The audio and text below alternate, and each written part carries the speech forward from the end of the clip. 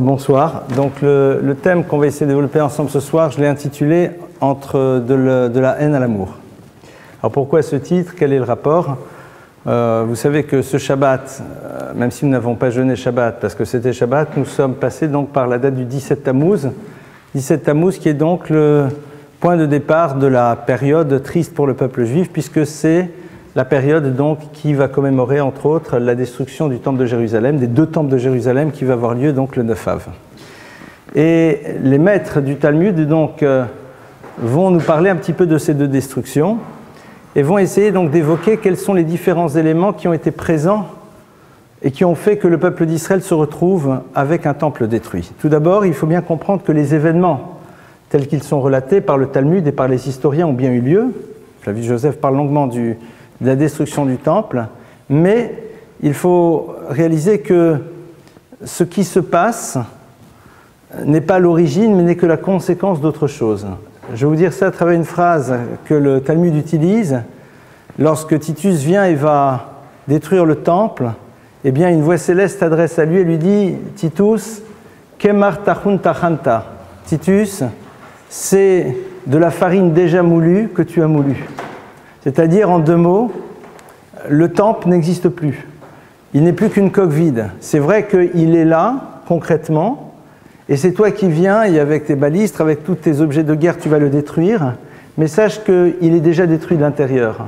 C'est-à-dire, il n'y a plus aucune armature spirituelle qui le maintient, et donc, au fond, tu n'es venu ici que mettre en application quelque chose qui a déjà été mis en place à travers l'attitude des enfants d'Israël. C'est-à-dire que le peuple d'Israël va au fond détruire son temple, et Titus et les assiégeants ne vont être là que pour pouvoir l'exprimer de manière concrète. Qu'est-ce qui s'est passé? Vous savez qu'il y a deux temples. Il va y avoir le premier temple de Jérusalem. Après la destruction du premier temple, il va y avoir une période de 70 ans d'exil, le premier exil. Et puis, suite à ces 70 ans d'exil, c'est d'ailleurs dans cet exil que va avoir lieu donc, toute l'histoire de Purim. Qu'est-ce qui va se passer? On va se retrouver avec donc, le second temple. Et le second temple, lui, va être pendant plus de 400 ans à Jérusalem, comme le premier. Et puis après, il va être détruit. À la différence du premier, l'exil perdure. Et le Talmud se pose la question du pourquoi de cette différence. Pourquoi est-ce que le premier temple, l'exil ne dure que 70 ans? Au bout de 70 ans, on peut reconstruire ce temple alors que le second, non. Et les maîtres de répondre, ils disent Rishonim nidgale avonam nidgale kitsam, achaonim lo nidgale avonam lo nidgale kitsam. Rishonim, les premiers, c'est-à-dire ceux qui étaient à l'époque du premier temple de Jérusalem, nidgale avonam. On a révélé leur erreur. C'est-à-dire on a su quelles étaient leurs fautes. Et donc, nidgale kitsam, on a pu aussi révéler le temps limité de cet exil. Par contre, le second temple, l'onidgale avonam, leur faute n'a pas été révélée. L'onidgale kitsam, c'est la raison pour laquelle, eh bien, le ketz, la fin de l'exil, ne peut pas être révélée. On va s'arrêter, on va dire c'est quoi la différence. On va dire oui, en effet, les premiers, avonam, leur erreur, leur faute était connue. De quelle faute parlons-nous? De trois fautes fondamentales. Gilou yarayot shichut damim vavodazara, c'est-à-dire donc de tout ce qui a trait aux mauvaises mœurs, shfichut damim le meurtre, vavodazara et l'idolâtrie.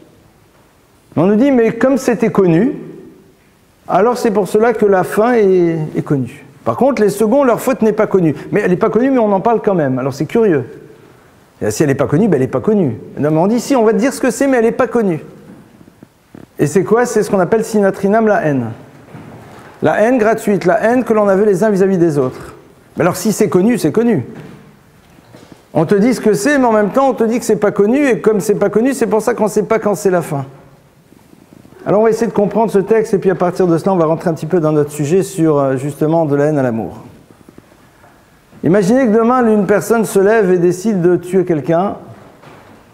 En dehors d'une amnésie totale, cette personne sait parfaitement qu'elle a commis un acte délictueux, qu'elle justifie peut-être. C'était un créancier, il ne voulait pas rembourser sa dette, c'était un ennemi, il voulait le détruire, que sais-je.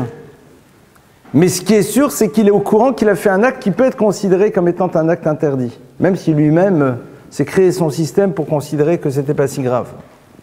Avodah Zara, l'idolâtrie, c'est pas quelque chose qui se situe dans la pensée, c'est quelque chose qui se situe dans les actes. Concrètement, il s'est prosterné devant une idole, concrètement, il a fait un acte. Alors qu'après, il décide qu'il est pour, il est contre, et pourquoi il l'a fait, c'est son problème, mais en dehors de cette amnésie, il sait qu'il a fait quelque chose. Idem au niveau Giloy Arayot, des mœurs interdites, il est au courant qu'il a fait un passage à l'acte. Alors lui, il se l'autorise pour différentes manières, c'est son problème, mais concrètement, il est au courant. Donc Nidgalé Avonam, à partir du moment où la personne sait ce qu'elle a fait, même si à un moment elle peut le justifier dans sa tête, le jour où elle prend conscience que cette justification ne fonctionne plus, elle a une possibilité d'opérer un travail par rapport à l'erreur qui a été commise. Par contre, Acharonim lo Nidgalé Avonam. Le second temple, leur faute n'a pas été révélée.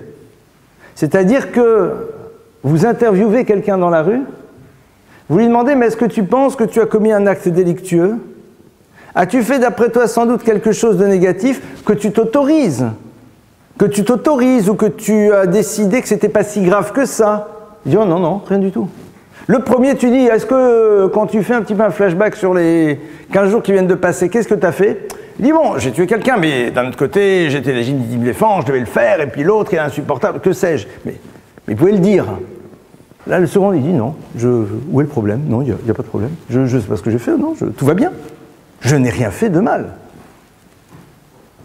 Je n'ai rien fait de mal. C'est un petit peu l'histoire qu'on rapporte, je crois que l'histoire est vraie en plus, de ce rabbi miraculeux qui un jour est en voyage et voit un pauvre homme qui est sur sa charrette avec sa femme, ses enfants, il est là et puis il avance et puis il arrête et il lui dit que se passe-t-il? Il dit, eh bien voilà, je n'ai pas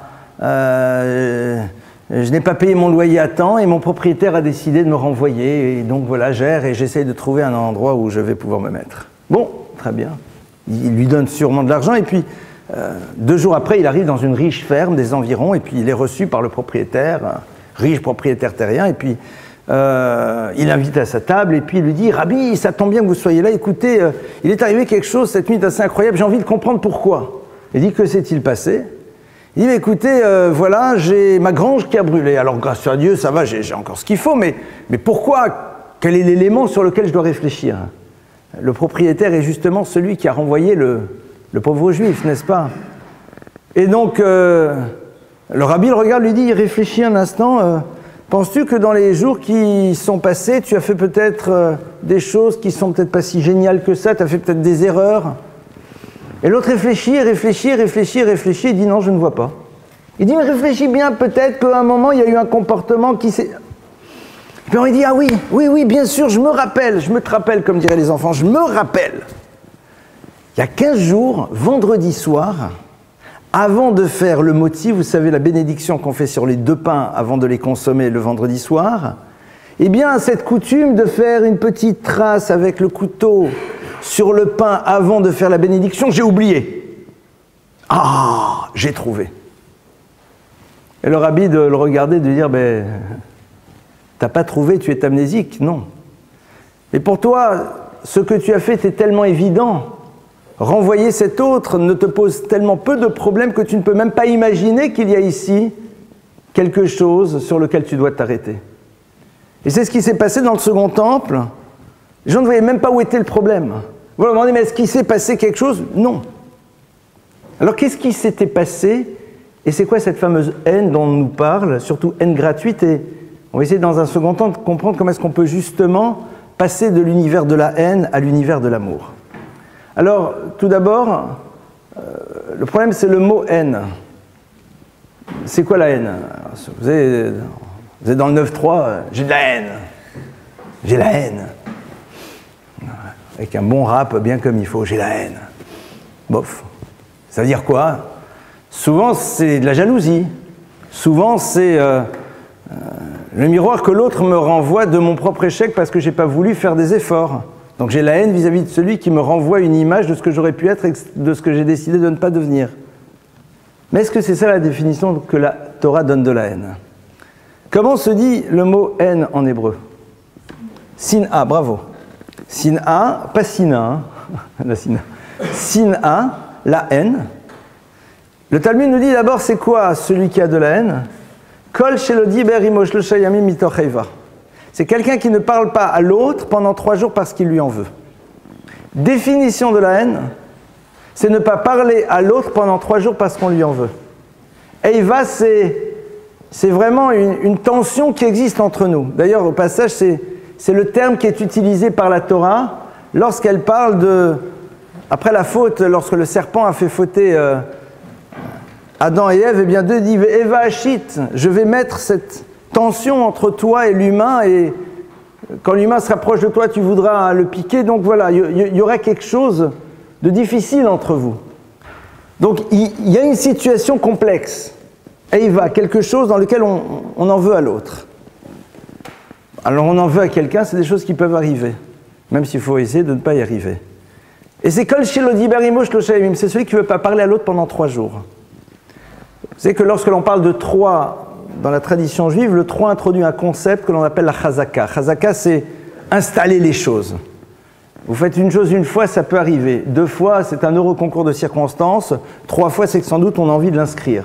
D'ailleurs, on parle de ça au niveau des coutumes. Quelqu'un qui prend sur lui de faire une chose une fois, une seconde et une 3e fois, c'est qu'il a donné à ça une dimension qu'on appelle de chazaka, c'est-à-dire il l'a installé. Kol shelo diber imo 3 yamim mitoch eiva, c'est quelqu'un qui refuse au fond d'introduire ce qui pourrait à un moment amoindrir la distance qui peut exister entre 2 êtres, même si celle-ci pourrait être éventuellement justifiée. La haine, c'est le non-désir de reconstruire la relation. C'est le fait que je ne veux pas utiliser ce qui peut recréer la relation, c'est-à-dire la parole. Je veux au fond pérenniser et installer, voire éventuellement même développer la rupture que je peux avoir avec un tiers. Alors bien sûr, tout de suite, dans ce genre de cas, on a tous l'idée de l'horrible personnage à qui on en veut terriblement parce qu'il a fait des choses horribles, et on se dit, mais vis-à-vis de celui-là, à la limite, parle pas. Why not? Ne commence pas par le plus compliqué. Vous savez, c'est comme quand on dit aux gens, comme on parle aux gens du Shabbat. Les gens ils disent, Shabbat, je pourrais jamais faire. C'est trop compliqué. Elle dit, non, t'as raison mon frère, commence juste vendredi soir par éteindre ton portable pendant le repas, on verra pour la suite. Commence par quelque chose de simple. Comme quand on nous dit de pardonner aux gens. Ne pardonne pas à l'horrible personnage, pardonne à la personne qui a juste oublié de te rappeler alors que tu attendais son coup de fil. C'est déjà bien. On verra pour la suite, hein, les cas plus compliqués, next. On se représente souvent les cas complexes pour ne pas commencer à mettre en place les processus. C'est un système qu'on adore faire. Comme de manière ultime, ça a l'air d'être énorme, donc je ne mets pas en place le processus. Kol shelo diber imo 3 yamim mitoch eiva. Il ne veut pas réintroduire la possibilité de la relation. C'est-à-dire la première définition que l'on a de la sin'a, de la haine dans la Torah, c'est justement le besoin que l'on a de pérenniser une rupture. Non pas d'une rupture dans le cas où celle-ci est nécessaire parce qu'on est confronté à quelqu'un de toxique, non pas d'une rupture nécessaire parce que si la relation se remet en place, on peut en souffrir réellement, ou là c'est un autre travail, mais il y a une eiva, il y a une tension. Ça c'est déjà le premier point. Seconde chose, on va analyser le mot sonner, sin'a, sonner, à travers les 3 lettres qu'il constitue. C'est un concept qu'on a déjà évoqué ensemble en cours. Je suis sûr que vous allez vous en rappeler. Alors ce que je dis ici, ce sont des notions qu'on a une fois évoquées ici ou là, hein, clairement. Sonner, c'est celui qui a de la haine. D'accord? Sin'a, sonner, c'est la même racine. Avec le mot sonner, vous faites 2 autres mots. Le mot nosé et le mot shoné. Nosé, ça veut dire supporter, shoné, ça veut dire celui qui est différent. Puisque ces 3 lettres sont les mêmes, juste il faut les organiser autrement et les voyaliser autrement, mais ça ne pose pas de problème puisque l'hébreu est une langue consonantique, donc vous pouvez voyaliser comme vous voulez. Nosé, c'est supporter. Shoné, c'est celui qui est différent. C'est-à-dire que la haine, c'est l'incapacité que l'on a de supporter quelqu'un qui, dans sa différence, nous bouleverse. C'est l'incapacité que l'on a de nous laisser interpeller par une personne qui, de par ce qu'il est, nous oblige à nous remettre en cause. Donc il y a une double dimension dans la haine. La première dimension dans la haine, c'est lorsqu'il y a eu en effet antagonisme, lorsqu'il y a difficulté relationnelle, lorsqu'il y a eu problématique, lorsqu'il y a eu Eiva, comme on l'a vu. La Eiva, elle est là. Et maintenant que la Eiva, elle est là, alors qu'est-ce qui se passe? J'ai envie de faire perdurer. Tu es dans l'univers de la haine. Pourquoi, au fond, tu te refuses d'imaginer que la relation pourrait se remettre en place, même si elle ne se remettra pas en place de la même manière? Pourquoi est-ce que tu as envie de faire perdurer cette chose-là? Ça veut dire que tu es dans la haine. Le problème, c'est que la personne ne voit pas où est le problème. Parce qu'elle a un élément qui justifie la distance, puisque à l'origine, il y a rupture, parce qu'il y a difficulté. Donc tu ne vas pas dire à cette personne, tu es en train d'être sonné, tu es en train de haïr, puisque au fond, moi j'haïs personne. Ah mais je ne lui parle pas, c'est normal, au regard d'eux.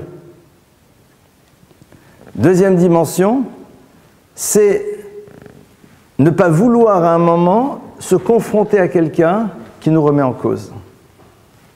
C'est-à-dire que la haine gratuite, c'est le fait que l'on ne veut pas que l'autre à un moment remplisse la fonction qui est sienne à travers la rencontre que l'on a avec lui. Parce que dès le moment où je suis confronté à un tiers, cette rencontre a une fonction et va remplir un rôle, qu'on le veuille ou pas.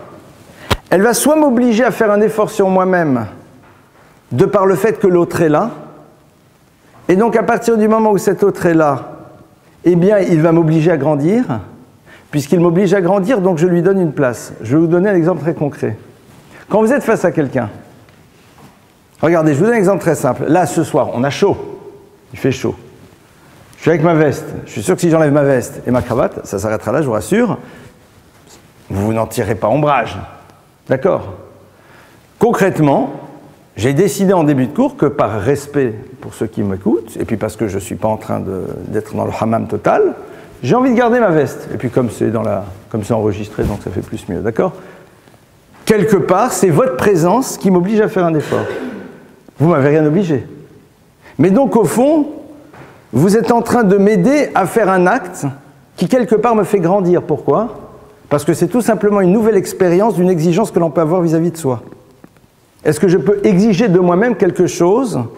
Et à partir du moment où j'exige vis-à-vis de moi-même quelque chose, il y a une dimension nouvelle qui s'inscrit à l'intérieur de moi. Ce n'est pas le problème de garder la veste ou pas, on s'en fout. Mais c'est apprendre à avoir une exigence vis-à-vis de soi-même et s'y tenir. Alors il se trouve qu'ici, ça passe à travers ça, mais ça peut passer à travers autre chose. Qui est à l'origine de cette expérience nouvelle qui va de toute façon, j'ose espérer, me faire un chouïa grandir? C'est-à-dire, je me rappellerai un jour que je sais exiger quelque chose vis-à-vis de moi, donc ça peut m'aider, c'est vous. Vous êtes complètement ici, neutre. Vous n'êtes pas dans une demande. Mais concrètement, ça m'a apporté quelque chose. Donc vous avez une place. Le sonné, c'est celui qui justement ne veut pas que l'autre joue un rôle quelconque à l'intérieur de sa propre histoire. C'est celui qui refuse à ce que le tiers puisse avoir à un moment dans sa vie un impact quelconque. D'une manière ou d'une autre. C'est-à-dire, le tiers, qu'il soit là ou pas, ça ne change rien. La seule chose que je vais voir éventuellement, c'est mon intérêt. Mais ça s'arrête là. L'autre, en tant que tel, n'a aucune valeur pour moi. Et donc, dans un second temps, l'interpellation qu'il peut créer dans ma vie, à travers ce qu'il est, et la remise en cause qu'il peut générer, eh bien, cette dimension-là, quelque part, je n'en veux pas. Donc c'est le déni de l'autre. C'est-à-dire que l'autre ne remplit aucune fonction. D'abord, parce qu'il ne crée aucune forme d'obligation lors de la confrontation que j'ai vis-à-vis de lui. Et deuxièmement, parce que ce qu'il pourrait être source, ce qu'il pourrait être comme source d'apprentissage, de transformation, de bouleversement, je le refuse totalement. Donc au fond, cet autre, qu'il soit là ou pas, ça ne change rien. Ça, c'est la notion de sin A. On peut le traduire de manière très lapidaire et beaucoup plus rapide, sans faire des circonvolutions avec les mots que je viens d'utiliser, à travers, je crois, quelques mots d'une chanson, tout sauf l'indifférence. C'est-à-dire que quelque part, tu m'indiffères. Tu m'indiffères. C'est-à-dire que tu sois là ou pas, ça ne change rien. C'est ça la sin A dans la Torah. La haine, c'est ça. C'est le moment dans lequel je suis dans une totale indifférence. Et comment cette indifférence s'exprime? Parce que l'autre ne joue aucun rôle de par la présence qu'il a face à moi. Alors qu'on a vu que l'autre, ne serait-ce que de par sa présence, soit m'interpelle à travers la réflexion que je me dois d'opérer quand je l'observe, soit de par l'obligation de comportement qu'il crée chez moi, de par le fait qu'il soit là. Et donc, quelque part, il a une place, parce qu'il est à l'origine de quelque chose qui me fait grandir. Vous êtes face à quelqu'un que vous connaissez. Sa présence fait que vous allez faire plus attention comment vous allez vous tenir. Donc, au fond, il crée chez vous un effort. Cet effort est un élément qui nous construit. Parce que c'est la confrontation entre mon désir et une obligation. Et savoir à un moment mettre de côté mon désir face à une obligation, c'est une expérience qu'on a besoin de faire dans la vie, qui est fondamentale. Parce que c'est ce qui me permet par la suite, à un moment, de dire que je cède à mon désir. Mais parce que c'est un choix, et non pas parce que je suis soumis à lui. Donc au fond, l'autre m'a apporté. Il n'est même pas au courant. Il a une place. Il représente quelque chose. L'indifférence, c'est je ne tiens pas compte de ta présence. Et à la fois parce qu'elle ne m'apprend rien, je ne veux rien en apprendre, et en même temps, parce qu'elle ne crée chez moi aucune forme de changement. Et si en effet, j'ai une exigence vis-à-vis de moi parce que tu es là, c'est parce que tout simplement j'y trouve mon intérêt de manière très définie. Parce que sinon, tu ne vas pas vouloir de moi, or je suis intéressé par toi, donc c'est la raison pour laquelle. Donc je suis plus dans une stratégie pour pouvoir prendre. Ça, c'est donc cette notion de sin A. À partir du moment où on voit ça, on va essayer maintenant de réfléchir alors comment est-ce qu'on passe justement de cet univers de la haine à l'univers de l'amour. Comment on fait? Parce que si on réfléchit, cet univers de haine, il peut très très facilement pénétrer notre existence. C'est-à-dire que c'est quelque chose qui peut être présent chez chacun d'entre nous. Qu'est-ce que l'Agma dit? L'onidgale avonam, l'onidgale kitsam. Tu demandes à quelqu'un est-ce que tu as de la haine, il n'est pas au courant, il ne le sait pas. C'est-à-dire prendre conscience que c'est quelque chose qui nous concerne est très difficile. Pourquoi? Parce que on a l'impression qu'il y a plein de gens que l'on apprécie. Il y a plein de gens vis-à-vis desquels on essaie de faire attention. Mais si on réfléchit, qu'est-ce qui est au centre de notre démarche vis-à-vis d'eux? C'est avant tout nous. C'est-à-dire avant tout, ce que nous allons pouvoir en retirer au niveau d'un bénéfice immédiat, ou pas immédiat mais à terme, va être à l'origine de tous les mouvements qu'on aura vis-à-vis de cette personne. Sina Trinam, c'est la sina vis-à-vis du tiers, de celui dont je n'ai pas besoin, de celui qui pour moi n'a pas de fonction à remplir, de celui à qui je ne donne pas de place. Et c'est terrible. C'est terrible d'être dans un monde dans lequel l'autre ne sait pas dès le moment où il est confronté à moi qu'il a une place. Ça veut dire que l'amour pour la Torah, ça serait quoi? Ça serait mettre en place un processus dans lequel chacun sait qu'il a une place. C'est-à-dire que dès le moment où je suis confronté au tiers, il sait que pour moi il a une place. Et on sait que l'amour va se construire dès lors que l'on est dans une relation dans laquelle on réalise ce que l'autre est en train de nous apporter. Et ce que l'autre nous apporte, c'est parfois les efforts qu'il nous demande de par sa présence, comme on a vu. C'est-à-dire que c'est exactement la même chose, mais dans l'autre sens. C'est-à-dire que je vais aimer l'autre, parce que l'autre va être le support de ma transformation. Parce que l'autre va être à l'origine d'un mouvement. Soit volontairement, soit de par le fait qu'il soit. Donc, le point de départ, c'est quoi? C'est quel est le type de regard que je veux porter sur un tiers. Quel est le type? C'est un choix. Nous, on croit que l'amour, c'est... alors, il y a l'amour, il y a les émotions amoureuses. C'est pas de ça dont on parle. Les émotions amoureuses, c'est les émotions. C'est l'autre. Souvent, les émotions amoureuses, elles proviennent du fait que l'autre est en train de remplir un manque, ou alors que l'autre, symboliquement, représente quelque chose dont on a besoin. D'accord. Mais l'amour qui se construit, qui s'élabore, pour la Torah, c'est dès lors que je réalise ô combien l'autre est en train d'être à l'origine de quelque chose qui m'apporte. Et donc, la Torah peut me dire, Va'avta l'oreacha kamocha, tu aimeras ton prochain comme toi-même. Et elle me dit, tous. Parce que chacun, à un moment, va être à l'origine de quelque chose qui me transforme. Chacun va m'amener à opérer un mouvement chez moi. Et c'est terrible parce que si on prend un peu de distance,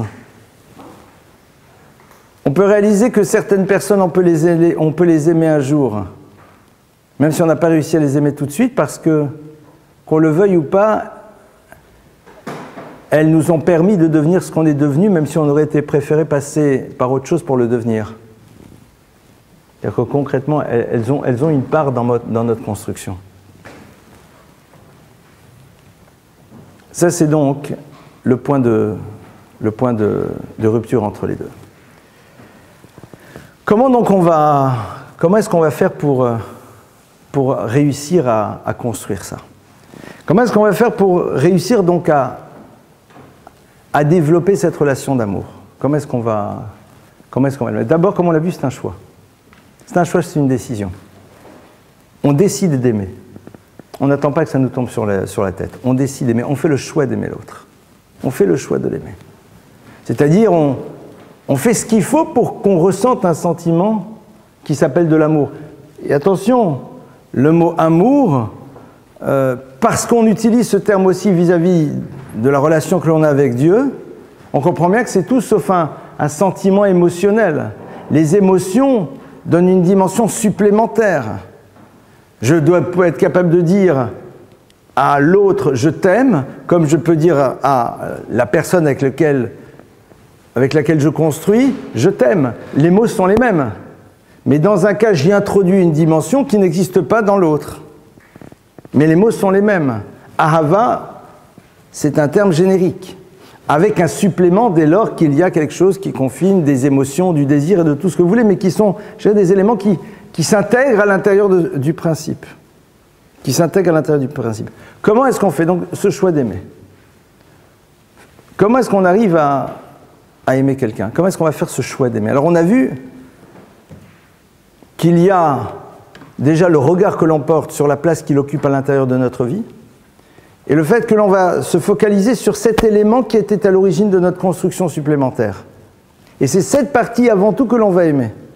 C'est-à-dire, on va aimer cet élément qui nous a permis à nous de grandir, d'évoluer, de nous développer, ou qui nous a apporté objectivement quelque chose. D'accord? Ça, c'est le point de départ. Second élément, et ça, c'est une idée que le Rav Wolbe rapporte dans la Léchour et qui est capitale. Il dit, si tu veux aimer l'autre, si tu fais le choix de l'aimer, que tu as envie véritablement de renforcer cet amour, en dehors de ce regard que tu décides de porter sur lui, il y a un truc très simple, mais qui marche super bien. Tout simplement, prie pour cette personne. C'est-à-dire, tous les jours, aie un désir profond de son bonheur à lui ou à elle. Tous les jours, demande au Créateur de l'univers que l'autre puisse véritablement avoir tout ce dont il a besoin. Que l'autre puisse vivre le bonheur que tu ne vis peut-être pas toi aujourd'hui, mais que l'autre puisse le vivre. Et ça, c'est pas une option, c'est une obligation. Parce qu'on nous demande, on nous oblige à aimer. Donc comme on nous oblige, comme il faut, il y a cette mitzvah de « Ve'afta » et « tu aimeras », alors tous les jours, il faudrait essayer de commencer à faire cette chose-là très simple. Quand vous priez tous les jours pour la réussite de quelqu'un, quand vous priez tous les jours pour le bonheur de quelqu'un, alors cet investissement que l'on a fait qu'au bout d'un moment, cette personne, on arrive à l'aimer. Alors ne commencez pas à prier pour la personne qui vous a fait du mal. On peut y accéder un jour. Et même on peut, que cette personne, que Dieu lui ouvre le regard, que Dieu l'aide à un moment à réaliser qu'il fait fausse route, que Dieu l'aide à un moment à faire les bonnes rencontres qui lui permettront de savoir comment se réorganiser dans sa vie. On peut. C'est peut-être un peu compliqué, mais ça aussi on peut. Et cet amour-là, il ira en se développant jour après jour. Pourquoi? Parce que ça veut dire quoi prier pour quelqu'un? Qu'est-ce qu'on demande quand on prie? Quand on prie, c'est parce qu'on ressent la nécessité d'une chose. On ressent profondément la nécessité d'une chose, et quelque part, avant que Dieu ne nous donne cette chose, il faut qu'on soit conscient de cette nécessité. C'est-à-dire que la prière n'est pas là pour indiquer à Dieu ce qu'il ne sait pas. Elle est là pour lui indiquer que nous sommes conscients de l'importance d'une chose. Parce que sinon, la prière, ça ne voudrait rien dire, parce que Dieu, il est au courant de ce qu'on a besoin. Mais est-ce que nous, on est au courant de l'intérêt de la chose dont on a besoin? Est-ce que nous, on réalise véritablement ô combien c'est fondamental? À travers le fait que je prie et que je demande, je me repose la question de l'importance de cette chose que je demande, et dans un second temps, au passage, je vérifie pourquoi véritablement j'en ai réellement besoin.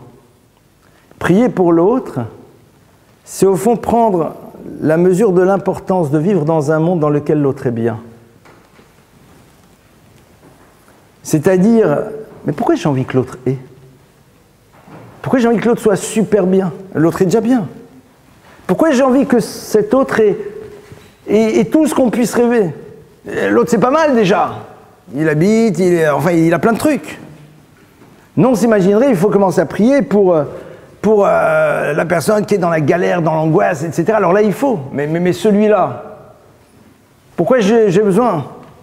Parce que je sais, plus l'autre aura ce dont il a besoin, plus l'autre sera heureux et bien. Et plus l'autre est heureux et bien, plus quelque part, c'est la totalité de l'humanité qui ira bien. Parce que son bonheur aura un retentissement sur la totalité de l'humanité et pas ricochet sur moi aussi. C'est-à-dire, c'est comme une forme de confort indirect. Et donc, parce que je sais pourquoi c'est fondamental, alors je peux prier pour l'autre. Ça veut dire que, de manière ultime, il y a aussi mon propre bonheur qui est en jeu. Mais c'est vrai. C'est évident que celui qui dirait qu'il ne prie que pour le bonheur de l'autre et ne pense pas au sien propre, c'est un menteur. Ah non, moi ce qui m'intéresse, c'est que les autres soient heureux, c'est pas vrai. T'as pas envie d'être malheureux au moins. D'accord? Malheureux, t'as pas envie d'être. Hein? Donc t'as envie d'être heureux. Ah, tu vas me dire, mais ce qui est fondamental, c'est que l'autre soit bien. Ok. Mais toi-même aussi, tu veux ça. Alors tu vas mettre les autres devant parce que tu fais preuve de... Génial. Mais à un moment, ton propre bonheur est présent quand même. Et tu sais qu'il va être là parce que l'autre est aussi heureux. Et que ça créera une dynamique de bonheur. Super. Mais ne te raconte pas d'histoire. C'est-à-dire qu'à un moment, si tu veux profondément aimer l'autre, il faut aussi que tu acceptes de t'aimer un petit peu toi-même. C'est-à-dire que tu acceptes qu'à travers l'amour que tu as vis-à-vis de l'autre, qui va lui apporter ce dont il a besoin, il y aura un retentissement pour toi, et toi aussi, au fond, tu en as besoin. Quelqu'un qui ne s'aime pas suffisamment n'est pas capable de pouvoir réellement aimer les autres. Parce que si j'aime réellement les autres, alors j'ai envie pour les autres quelque chose d'extraordinaire, et je sais très bien que si je ne sais pas pourquoi je veux pour eux cette chose extraordinaire, elle ne peut pas exister. Parce que comme on l'a vu, prier, c'est quoi? C'est pas demander à Dieu de nous donner quelque chose alors qu'il n'est pas au courant qu'on a besoin, c'est de le mettre au courant qu'on sait pourquoi c'est fondamental. Il dit, tu sais pourquoi c'est fondamental, alors je le donne. Le bonheur de l'autre, il est fondamental. Pourquoi il est fondamental? Parce que quand l'autre est heureux, ça a des retentissements sur la totalité de l'univers et sur moi aussi. Et moi aussi, j'ai besoin de ce bien-être. Et ce bien-être, je ne peux en avoir besoin que dans la mesure où je m'aime. Si je ne m'aime pas, alors je ne vois pas l'intérêt du bien-être de l'autre qui apporte un bien-être à l'humanité duquel moi-même je vais être récipiendaire, puisque mon propre bonheur, je n'y pense pas. Il faut qu'à un moment, il y ait cet amour de soi. Pour arriver à l'amour de l'autre, il faut qu'il y ait cet amour de soi aussi. Parce que c'est ce qui me permettra après, très honnêtement, de dire j'ai envie que l'autre ait. J'ai envie qu'il soit heureux. Je te demande à Kadosh Baruch Hu, donne-lui tout ce qu'il faut. Parce qu'au fond, je sais très bien qu'à un moment, je vais en retirer, entre guillemets, au sens non péjoratif du terme, un bénéfice. Et je le mérite, parce que je m'aime. Parce que je pense qu'en effet, j'ai besoin de ressentir aussi cette dimension de bien-être. Elle est importante pour moi. Ça, c'est un processus qu'on doit essayer de mettre en place dans la vie. La Torah ne parle pas à quelqu'un qui n'entrerait pas dans le cadre de l'humain. La Torah sait très bien que, de manière ultime, à un moment, je ne peux pas mettre de côté ma propre identité. C'est pas possible. C'est pas possible. On ne peut pas imaginer une chose pareille. Il va y avoir aussi autre chose. Vous savez que c'est une idée fondamentale que développe le Rav Dessler, quelle heure il est là? Il est moins le quart, c'est bon, attends.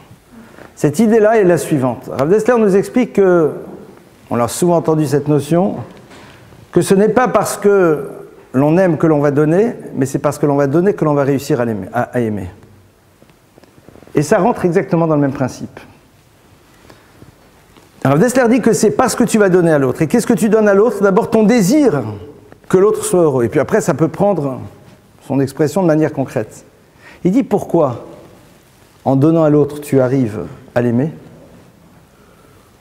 Parce qu'il dit que la chose que tu aimes en premier chez l'autre, c'est la partie de toi que tu as donnée à l'autre.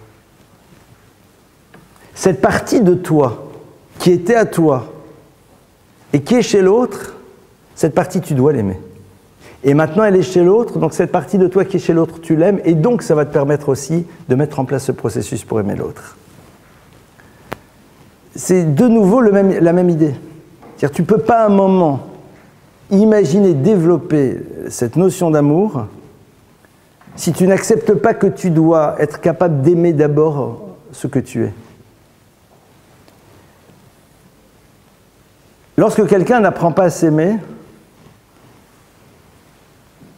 c'est parce que il y a chez lui souvent une forme d'orgueil. Nous, on voit souvent les gens qui ne s'aiment pas comme étant des personnes qui ont des problèmes. Alors ça peut être ça aussi, il est mal, etc. et tout. Non, c'est pas vrai. C'est quoi cet orgueil? C'est quoi l'orgueilleux? L'orgueilleux, c'est quelqu'un qui a une vision de lui qu'il définit. Je définis ce que je suis. Je dis ce que je suis. L'orgueilleux, c'est celui qui a appris à dire ce qu'il est. Alors, de manière générale, l'orgueilleux, c'est celui qui dit « je suis le plus beau, je suis le plus fort, je suis le plus intelligent, je suis le meilleur, je suis ce que vous voulez ». Mais lui-même, c'est pas vous de me dire ce que je suis. Moi, je dis ce que je suis. Celui qui ne s'aime pas, il a dit aussi ce qu'il était lui. Il ne laisse pas à l'autre la liberté de dire ce qu'il est. L'autre dit « tu es aimable ». Lui dit « mais non, je ne suis pas aimable ». C'est la même chose que dire « je suis le meilleur ». C'est le même principe. Alors c'est vrai que ce n'est pas une idée qu'on attendrait. Hein. Généralement, on s'imaginerait qu'au contraire, celui qui ne s'aime pas, c'est quelqu'un qui... Pas du tout. Il a la même problématique que celui qui est dans l'orgueil. C'est-à-dire, il ne laisse pas à l'autre la place à un moment de jouer un rôle dans sa propre existence. C'est la raison pour laquelle, généralement, il fait une barrière autour de lui. Mais laissez, de toute façon, je vous ouvre rien, nanana. Mais en deux mots, c'est je suis ma propre référence, je me donne mes propres définitions. Alors la mauvaise, malheureusement, mais dans l'autre cas aussi, c'est mauvais. Il ne laisse pas de place à l'autre. À partir du moment où tu acceptes de dire que tu t'aimes, c'est-à-dire tu acceptes à un moment qu'il y a une dimension chez toi qui fait que les autres puissent t'aimer, c'est-à-dire tu donnes aux autres la liberté de voir des éléments positifs chez toi, donc tu leur donnes une place dans la définition de toi-même. Quelqu'un qui ne s'aime pas, c'est quelqu'un qui donc n'est pas prêt à donner à l'autre la possibilité de lui dire qu'il y a quelque chose que l'on peut aimer chez lui. Il leur refuse l'accès à son histoire, il considère que c'est lui-même et exclusivement lui-même qui a le droit de parler de lui et personne d'autre. Et lui, il sait. Et toi, tu ne sais pas. Toi, tu ne sais pas. Alors d'où ça vient? On ne va pas faire maintenant une analyse psychanalytique ou de prise unique, d'accord? C'est pas le sujet. Pourquoi ça vient? J'en sais rien. Enfin si, on pourrait savoir pourquoi ça vient, mais je n'ai pas envie d'explorer ça maintenant. C'est pas...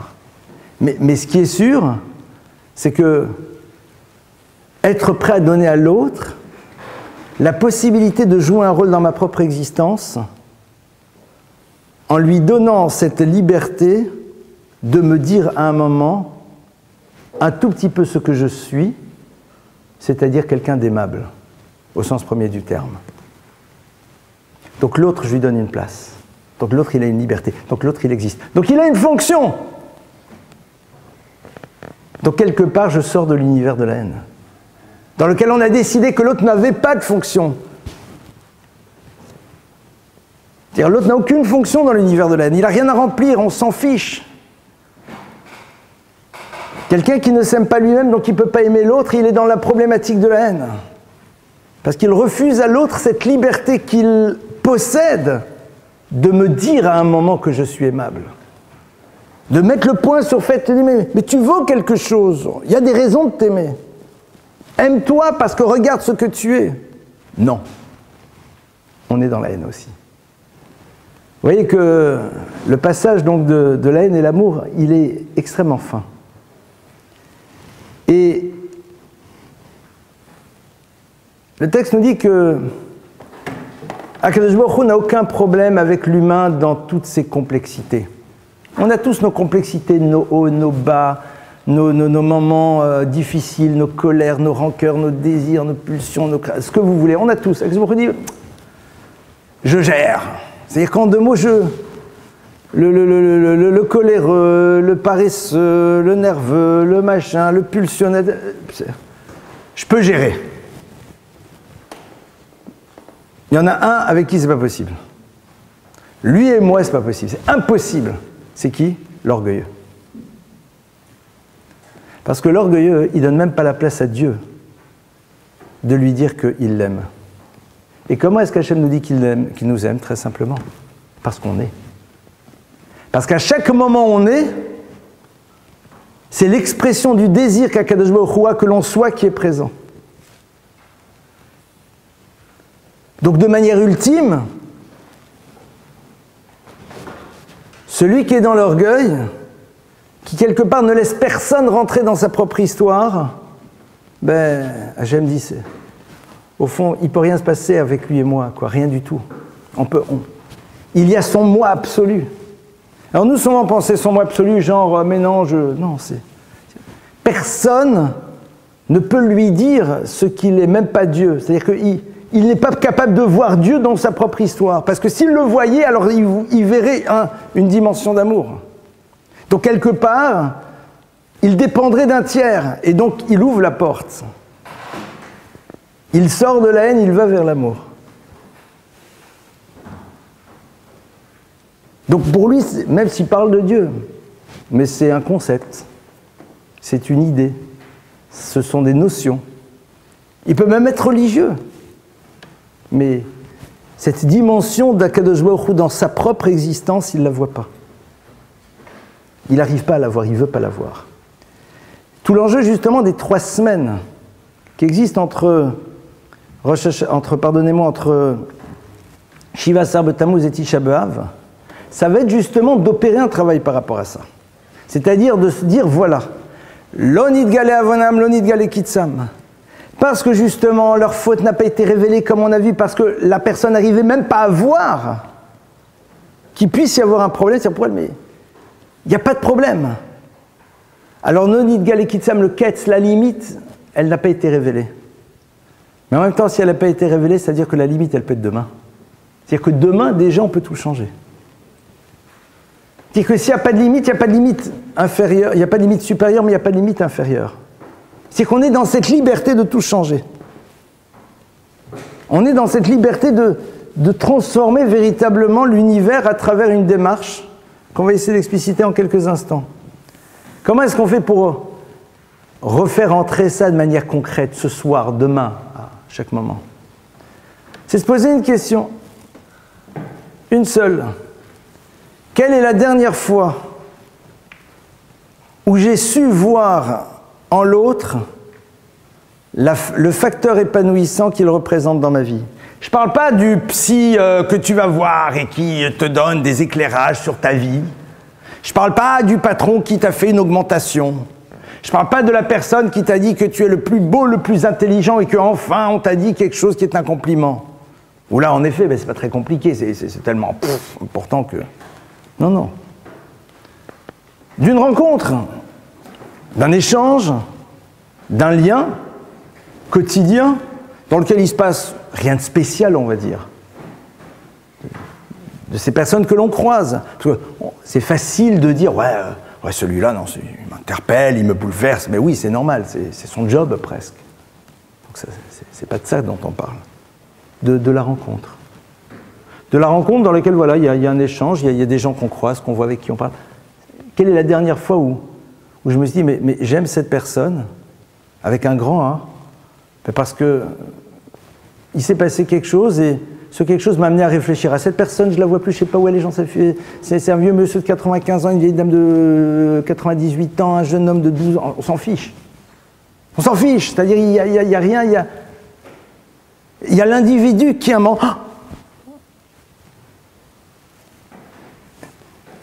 Quelque part, est-ce qu'on se donne cette liberté? Un de mes maîtres disait toujours que quand on ouvre un livre de Torah, il faut être prêt à se laisser bouleverser. Et les Sarim nous expliquent aussi, parce qu'une rencontre n'est jamais au hasard, eh bien, dès le moment où elle est bouleversante. Elle est bouleversante parce qu'à un moment, elle va être créatrice de quelque chose. Soit de l'exigence qu'elle va créer chez moi, et donc à ce moment-là, de ce constat de grandeur que je vais faire vis-à-vis de moi-même, dont l'autre est à l'origine, même s'il ne le sait pas. Je vous ai parlé tout à l'heure de ma veste, mais j'aurais très bien pu ne pas vous le dire. Ou alors, en effet, de l'interpellation concrète, de par une parole, de par un mot, de par une attitude, de par ce que vous voulez, qui va m'amener à un moment à... C'est ce qui permet même à terme de moins haïr ce qu'on a pu haïr parce qu'ils nous ont fait du mal. Mais ça, c'est seulement quand les cicatrices ont commencé à se refermer. C'est-à-dire un jour, je ne parle pas du meurtrier, hein.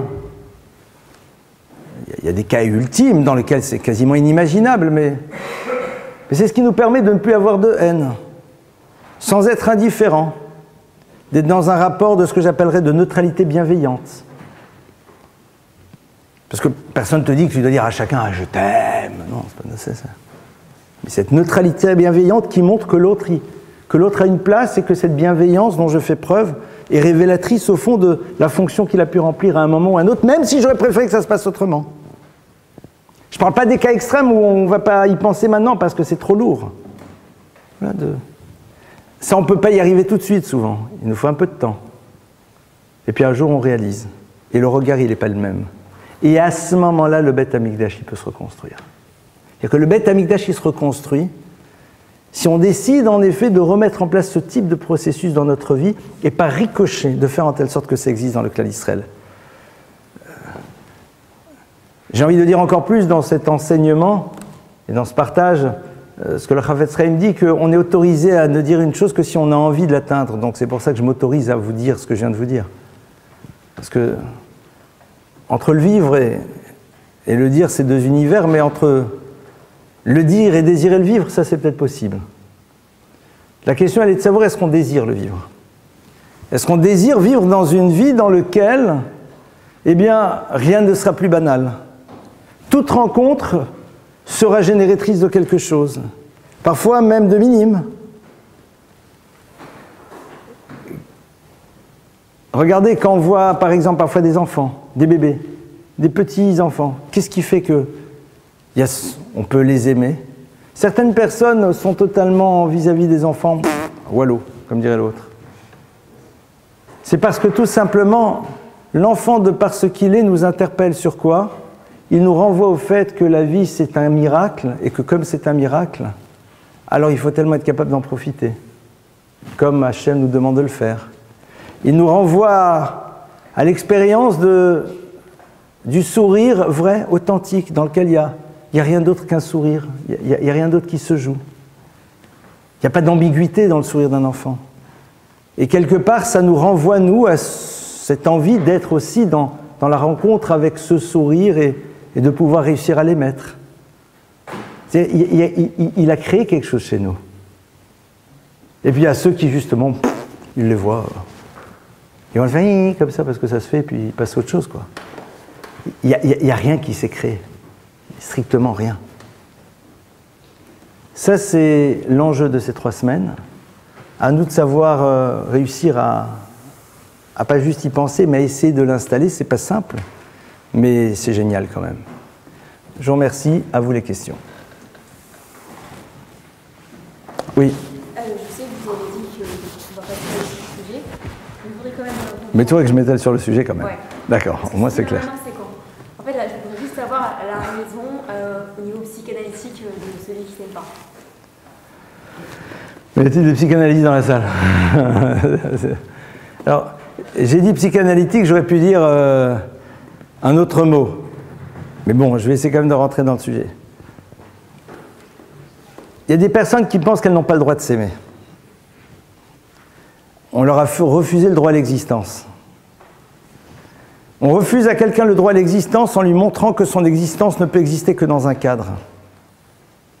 Refuser le droit à l'existence, c'est pas nécessairement maltraiter l'enfant, Émile Zola, Cosette, Germinal, non, pas du tout. C'est lui montrer que son existence, c'est ça. Donc en deux mots, tu n'as pas le droit d'exister. Tu as le droit d'être ce que j'ai défini. Exister, au sens premier du terme, c'est justement être ouvert à un monde des possibles. Et là, il n'y a aucun monde de possible. Ça, c'est insupportable. Ça, c'est ce qui fait qu'on peut à un moment ne pas s'aimer parce que tout simplement, on n'a pas encore commencé à exister. Il ne s'est rien passé. J'ai envie de dire que quelqu'un qui a vécu comme ça, c'est dans sa première transgression qu'il peut recommencer à s'aimer. C'est violent ce que je dis. Hein. C'est la première fois qu'il dit à l'autre « Zut !» que là, il peut peut-être commencer à nouveau à s'aimer. C'est fou, hein, parce que sinon, les matos ça aussi, voilà. Là, tu vas recommencer à t'aimer. Parce que tu t'es redonné le droit à l'existence. Parce que tu as le droit d'être autre que ce que l'autre a défini. Donc au fond, tu t'es donné le droit d'exister. Donc ça veut dire que tu considères que tu es. Mazal tov, tu t'aimes. C'est une des raisons, mais souvent c'est celle-là qui est présente. Et une fois qu'on a dit la première fois zut, on n'est pas obligé de dire zut et casser toute la baraque et mettre des bombes et tout, machin, jeter tout le monde par... Non, il y a différentes manières de dire zut, d'accord? Mais c'est un petit peu c'est aussi la bêtise d'un enfant. Qu'un enfant fait une bêtise, une vraie bêtise, il sait qu'il fait une bêtise, il fait la bêtise, c'est qu'il est en train de faire quelque chose, il se rend compte qu'il faut. Et quelque part, quand tu lui dis, bah, ok, donc tu lui as remonté qu'il pouvait être en dehors du cadre. Montrer à quelqu'un qui peut exister en dehors du cadre, que tu lui proposes, parce qu'on doit proposer des cadres, c'est lui permettre de s'aimer. Juste, tu as le droit après de lui dire, mais je ne suis pas d'accord, t'es libre. Tu peux dire, ah, mais pour moi, le cadre idéal, c'est ça. Ça t'as le droit. Le drame, c'est quand l'enfant est persuadé que le cadre qu'on lui propose, c'est le seul cadre dans lequel il peut exister. Ça, c'est la difficulté. Qu'est-ce qui fait que parfois, il est persuadé qu'en dehors de ça, il ne peut pas être? Là, je ne te répondrai pas. Je ne sais pas. On peut le savoir sûrement. Et si on faisait une... Mais tu vas me dire, mais si c'est pas maintenant, alors donc je ne le dis pas. C'est... Voilà. Qu'est-ce qui fait? Il y a des choses... je ne sais pas. Est-ce que c'est une histoire intra-utérine? Est-ce qu'il s'est passé? J'en sais rien. J'en sais rien, je ne sais pas. Mais à un moment, cette dimension de révolte, elle est extrêmement constructive si on réfléchit. Parce que parfois aussi, ça prouve, l'enfant découvre que non, qu'il avait le droit d'exister en dehors du cadre. Et que la proposition qu'on lui faisait n'était pas le fait de dire « et si t'es pas exactement ça, tu n'existes plus ». C'est là où parfois il y a un petit problème. C'est que parfois l'enfant est persuadé, il se dit mais non mais c'est sûr que je pourrais pas, ça serait impossible. Par contre, parfois il dit il a fait une bêtise, il nous a pas satisfait, il n'a pas suivi ce qu'on attendait, il a un moment voilà et puis voilà, ben, on l'aime quand même. Voilà, bon ben on peut lui dire qu'on n'est pas d'accord, on peut lui dire que et voire même, on peut lui dire même, j'aimerais que tu changes parce que je pense que c'est pas bien. On a le droit de discuter. Mais à un moment, rien, les choses continuent à exister entre nous. À ce moment-là, paradoxalement, il peut revenir dans l'histoire qu'on lui propose si c'est la bonne pour lui. Parce que c'est un choix. Et c'est plus un enfermement. Oui. Excusez-moi, parfois c'est nécessaire de mettre certaines personnes entre guillemets l'équerre et de sortir un peu des vies pour qu'ils réfléchissent. Est-ce que pour autant il y a des gens... Alors, mettre quelqu'un de côté dans sa vie pour qu'il réfléchisse, je ne comprends pas cette notion. Vous comprenez pas cette notion? Ben oui, parce que vous mettez quelqu'un à côté pour qu'il réfléchisse, vous le mettez à côté d'où vous savez qu'à cause de ça, il va réfléchir. Bah parce que parfois la séparation parfois est positive. Parfois, c'est-à-dire vous considérez que l'autre va fonctionner comme vous voulez une fois que vous aurez fait avec lui ce que vous voulez? Non. Lorsque les gens se comportent mal. C'est pas, bah oui, c'est dans votre définition. Mais c'est peut-être pas la mienne. Certainement. J'en sais rien. Ce que je veux vous dire par là... Lorsque les gens se comportent mal, à ce moment-là, on se doit de... il me semble, Vous pensez que... Mais vous avez le droit. Absolument. Mais vous êtes en train de dire, parce qu'il va réfléchir. Ben non. Moi, quand on me virait de la classe, ben je faisais des cocottes en papier, je réfléchissais pas. Je disais chic, génial, j'ai échappé à un cours de grammaire. Lorsqu'on a expliqué les choses auparavant. Mais c'est pas, moi, je suis pas d'accord avec la prof. Elle considère que je me suis mal conduit. Non, pas du tout. Je suis désolé, c'est lui qui a commencé. Moi, j'y peux rien. Si après je vais jeter un truc puisque c'est lui qui a commencé, c'est logique, au contraire. Comme ça, l'autre sait qu'on ne peut pas faire tout n'importe quoi, et comme ça ne sera pas le balagan en classe, comme ça il arrêtera de faire ses bêtises. Donc moi, dans ma logique, la prof a tort. Et donc elle peut m'expliquer 1000 fois qu'elle a raison, moi je dis, je suis désolé, vous avez tort, et quand je sors, j'ai autre chose à faire que de réfléchir, je fais des cocottes en papier. Mais vous dites, ah mais c'est sûr que si on t'a mis dehors, tu dois réfléchir. Ah, t'es bien gentil, t'as le droit de penser, mais moi je pense autrement. Alors, on ne peut pas faire ça. Pourquoi? Pour amener quelqu'un à penser comme vous voulez, on ne fait pas. Non, pas comme on veut. Ben si, c'est... À le mettre devant Ah, je sais pas. je sais pas. Ah, je sais pas. C'est gênant, alors. C'est pas gênant. Ça veut dire qu'il faut aimer tout le temps et Mais j'ai pas dit ça, vous avez le droit de vous protéger de quelqu'un. Vous avez le droit de vous protéger de quelqu'un qui vous fait du mal. De sanctionner, donc, on est d'accord? Au nom de quoi vous sanctionnez quelqu'un? Bah, par rapport à... Vous êtes quoi pour le sanctionner? La mère, le père, le frère, la sœur, le flic? La maman? Par exemple. Pourquoi est-ce qu'on sanctionne? Quel est l'intérêt?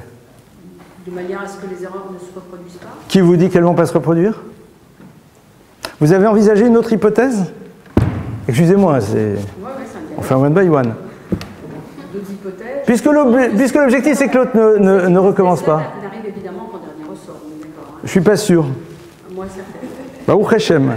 Si vraiment vous êtes sûr, si vraiment vous avez exploré toutes les autres hypothèses, et d'ailleurs souvent dans ce genre de cas, je ne vais pas vous faire le coup à vous, mais souvent dans ce genre de cas, les gens me disent, ça ne s'applique pas à vous, Chas de Shalom, madame, mais les gens me disent, moi de toute façon j'ai tout essayé, donc j'arrive à ça. Je dis, vous pouvez me faire la liste de tout ce que vous avez essayé, et souvent c'est le principe de la sanction, mais autre. Mais d'abord je l'ai privé de ça, et après je lui ai crié, et après je lui ai dit, donc en 2 mots vous avez sanctionné, et là vous arrivez à un nouveau modèle de sanction. Je ne dis pas ça pour vous, pour que ce soit bien clair. Mais souvent, on est persuadé qu'on a envisagé d'autres possibilités, alors qu'en vérité, on est dans le même principe, mais c'est juste les modalités qui ne sont pas les mêmes. Alors que l'autre hypothèse, c'est, eh bien, peut-être que je vais danser avec lui sur la table, que sais-je? C'est-à-dire, il y a peut-être un truc radicalement différent qui va m'amener à cet objectif. Le problème, c'est que ça sort de nos champs habituels que l'on a définis et qui nous rassurent. C'est-à-dire, on a l'impression que quelque part on a perdu parce qu'on n'utilise pas le modèle classique pour pouvoir aboutir à un résultat. Et la génialité de quelqu'un, c'est de se dire, mais dans la mesure où le résultat est obtenu, même si j'ai l'impression qu'à un moment, j'ai renoncé à mon modèle classique, mais au fond, qu'est-ce que je m'en moque? C'est quoi le problème? Du moment qu'au fond, l'objectif a été atteint. Et c'est là où, en effet, donc vous dites, comment amener quelqu'un? J'entends ce que vous dites. Je considère qu'on amène difficilement quelqu'un. On peut en effet proposer à quelqu'un d'être dans une réflexion à 2. Mais amener quelqu'un à réfléchir, mais ça te fera réfléchir dans le cachot. La seule chose à laquelle il réfléchit, c'est comment se venger quand il sortira. Il réfléchit, mais pas ce que tu crois. Pas ce que tu crois. Donc c'est pour ça que vous pensez qu'il doit réfléchir. C'est totalement acceptable. Maintenant, on a nos process classiques. Je ne suis pas sûr que c'est les bons.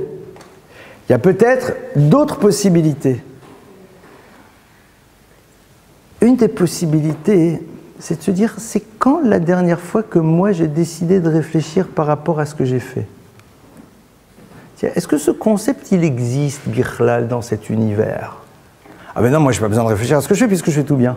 Il faut croire que non, puisque celui qui est en face de toi se trouve à faire face à toi cette chose-là. C'est que sans doute, il y a peut-être eu un dysfonctionnement. Donc peut-être tu es à l'origine. Non, tu ne penses pas?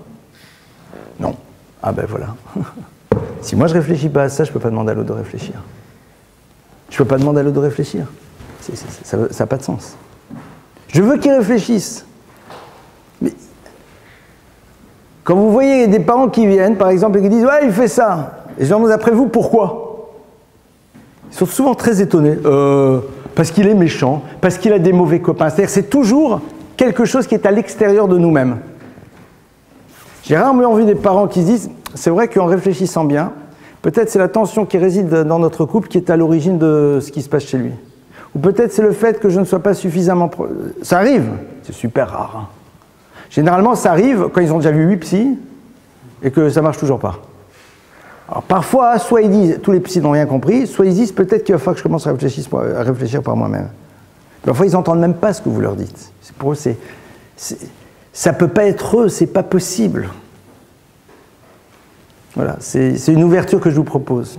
Maintenant, il est possible qu'en effet, vous avez envisagé tout ça et que vous arrivez à cette conclusion que c'est sans doute la seule possibilité. C'est possible, je ne le récuse pas, d'aucune manière.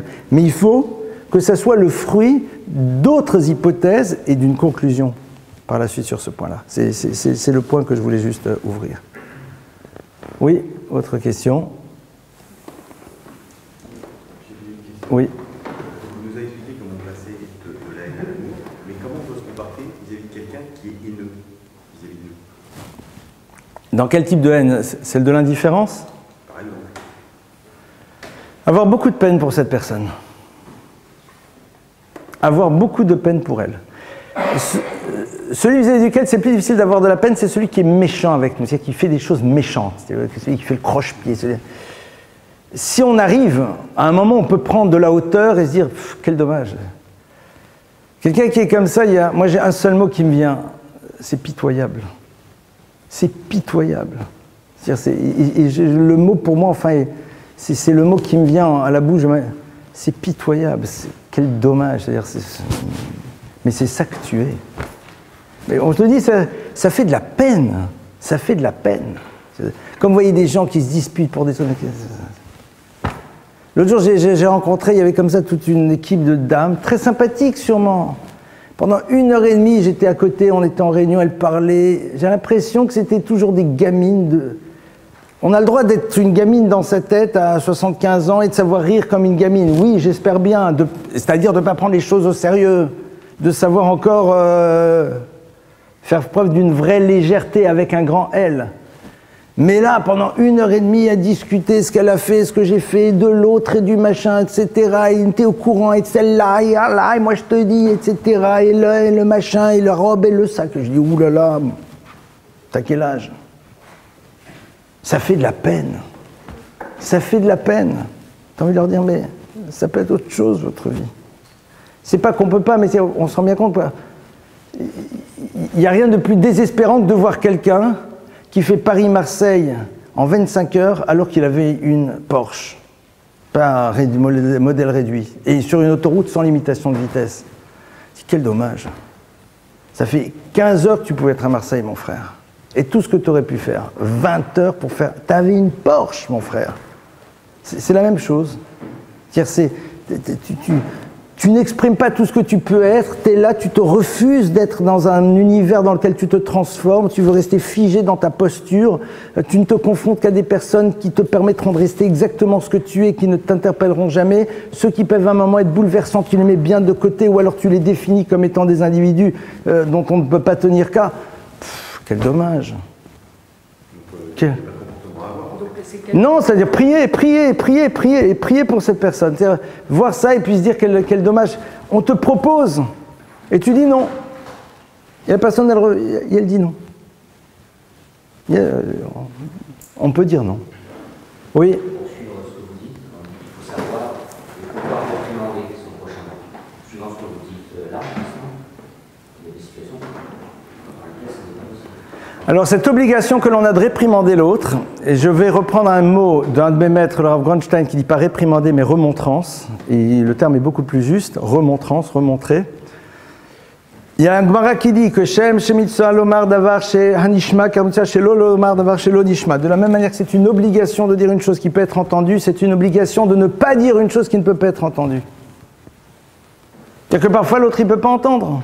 Alors ça ne sert à rien de lui dire. Parce qu'en plus, tu vas le rendre coupable de t'avoir piqué des énergies, d'avoir parlé pour ne rien dire. Mais à nous d'analyser. Mais je reprends ce que je disais à madame tout à l'heure. Il y a différentes manières de faire passer des messages, mon frère. Oui, en effet, si je te dis, attention, c'est pas bien ce que tu as fait, tu dois changer, sinon c'est très très grave. Tu me regardes, tu dis, c'est qui ce mec-là, tu t'en vas en courant. Si je te dis, c'est extraordinaire, ce qui est vrai en plus, tu as plein de qualités, c'est génial, etc. C'est marrant, j'ai l'impression que c'était difficile ça. Moi aussi c'était difficile, et tellement extraordinaire, je trouve que c'est dommage. Tu sais, moi voilà comment j'ai fait pour réussir. Je t'ai fait une remontrance, je t'ai parlé de l'élément qui ne va pas, mais tu peux l'entendre parce que d'abord tu as compris que ta problématique c'était peut-être la mienne, et qu'en plus c'était quelqu'un de génial, et que tu avais juste un point sur lequel tu devais travailler. Ça je peux entendre. L'idée c'est de sortir des modèles. La notion des remontrances négatives, c'est quand tu décides que les choses doivent se dire de cette manière A et exclusivement A. Pourquoi? Parce que tout simplement, ça fait de toi quelqu'un de bien. Parce que quand tu dis à quelqu'un qu'il est génial et que le problème qu'il a, tu l'as aussi, sans avoir dit que toi aussi tu étais génial, c'est qu'en deux mots, il est peut-être plus génial que toi. Et en plus, tu montres à l'autre que toi aussi tu as une faiblesse, vraie ou fausse d'ailleurs, parce que dans ce genre de cas, tu as le droit de mentir. De dire à l'autre que sa problématique c'est la tienne, même si tu l'as jamais eu, pour aider l'autre à accepter qu'au fond c'est pas si grave. Parce que c'est pas du mensonge, puisque ça procède du projet divin. D'accord? Ça sera un autre sujet un jour. Bezrat Hashem. À ce moment-là, quelque part, tu n'es plus dans la posture. Donc tu es dans le vrai. Et ça peut être entendu. Oui. Quel est responsable du non-partage du globe terrestre de la Terre entre tous les humains par égard approximativement ce que la chaîne nous a obligé de... Le non-partage du globe terrestre, j'en sais rien. Non. Tu as raison. Il y a marqué que... Un instant, je réponds. Hachem a réparti l'humanité et a fait en telle sorte, comme la Gemara nous dit, que chaque peuple se trouve à une place particulière, parce qu'à la place où il est, il a des énergies particulières qui lui permettent de remplir en effet ce qu'Hachem attend de lui. Et c'est ça qu'on attend, c'est-à-dire que chaque peuple a une place particulière. La Gemara nous dit d'ailleurs, Ish Trunato, chacun, à la place où on est, on a des énergies et on doit les utiliser. Et chaque peuple a un lien particulier avec sa terre, mais ça c'est encore un sujet beaucoup plus large. Par extension, chaque peuple, et après chaque individu qui constitue le peuple, et après chaque individu là où il se trouve. Voilà, écoutez, je vous souhaite Shavua Tov. N'oubliez pas de remplir vos petits papiers. Juste, je ne sais pas, a priori il y aura cours normalement la semaine prochaine, Bezrat Hashem. Ça sera confirmé par SMS, mais normalement Bezrat Hashem, il y aura encore cours.